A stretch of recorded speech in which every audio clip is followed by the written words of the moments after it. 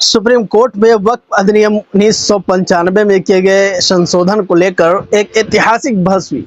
भारत के मुख्य न्यायाधीश संजीव खन्ना ने केंद्र सरकार से कुछ तीखे सवाल किए और यह साफ कर दिया कि अगर वक्फ बाय यूजर को खत्म किया गया तो यह एक गंभीर संवैधानिक संकट को जन्म देगा। पूरी खबर जानिए कि आखिर सुप्रीम कोर्ट ने बीजेपी सरकार को कैसे फटकार लगाई है। आपको बता दें कि सीजेआई संजीव खन्ना ने पूछा कि जब कोई संपत्ति अल्लाह को समर्पित की गई हो तो आप रजिस्ट्रेशन का कागज कैसे मांग सकते हैं। मुख्य न्यायाधीश ने भी सवाल पूछा कि क्या सरकार चाहती है कि 10वीं या 15वीं सदी के मस्जिदें अब अपने रजिस्ट्रेशन का सबूत दें। उन्होंने सवाल उठाया कि अगर कोई संपत्ति सदियों से नमाज, कब्रिस्तान या धार्मिक उपयोग में है तो अब ये कैसे मुमकिन है और कैसे ये किया जाए कि वह वक्फ है, कैसे उसको साबित किया जाए कि ये ज़मीन वक्फ की है। सीजेआई ने केंद्र सरकार से पूछा, अगर कोई संपत्ति वक्फ बाय यूज़र के तहत इस्तेमाल हो रही है लेकिन वह रजिस्टर्ड नहीं है तो क्या अब वो वक्फ नहीं मानी जाएगी।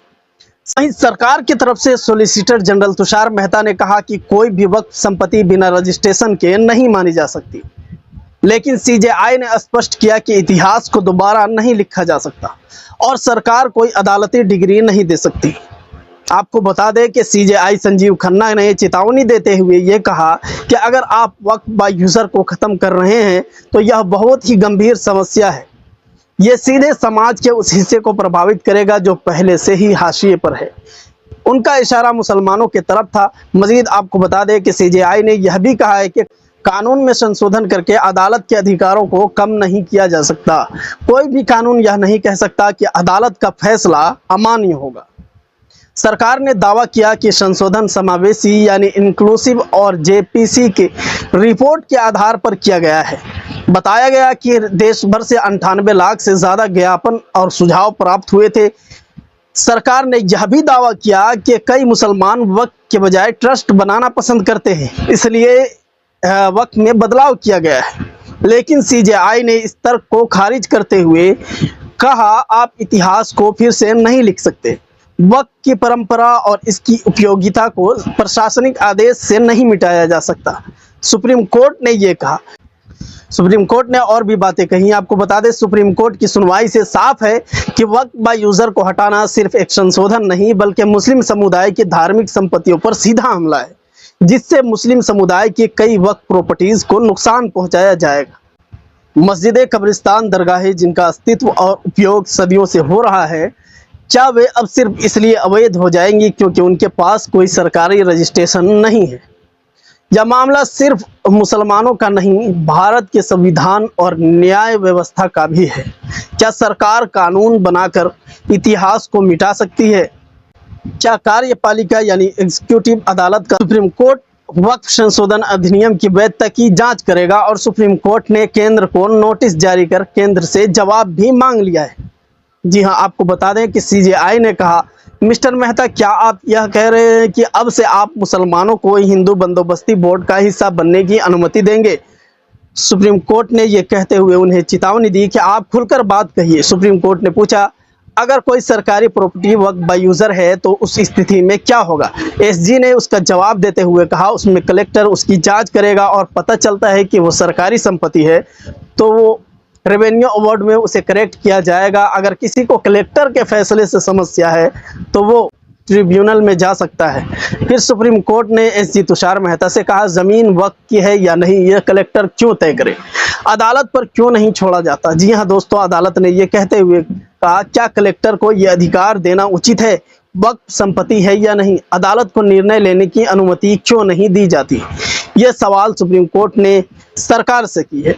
एसजी तुषार मेहता इसकी जवाब देते हुए कहते हैं, मैं कोर्ट की मदद कर रहा हूं फैसलों के जरिए। अभी तक वक्फ बोर्ड का कार्यालय तय नहीं हुआ है और इस मामले में सारे लोग जनहित याचिका करता है कोर्ट के सामने। ना कोई वक्फ बोर्ड है ना वक्फ। ये तुषार मेहता सरकार का सॉलिसिटर जनरल ने कहा। इस पर सीजेआई संजीव खन्ना ने कहा, एक तरफ आप कह रहे हैं कि बोर्ड का कार्यालय खत्म होने वाला है और दूसरी तरफ ये कह रहे हैं कि कोई बोर्ड है ही नहीं। इस पर नोटिस जारी कीजिए। एसडी तुषार मेहता ने कहा, बस 1 मिनट दीजिए, मैं एक मिसाल दिखाता हूं कि तमिलनाडु के केस में कोर्ट ने कहा था कि पुजारी किसी भी धर्म के हो सकते हैं, क्योंकि ये सिर्फ संपत्ति के प्रबंधन में यानी एडमिनिस्ट्रेशन की बात है। वही सिब्बल ने कहा कि वक्फ बोर्ड का सीईओ मुसलमान ही होना चाहिए।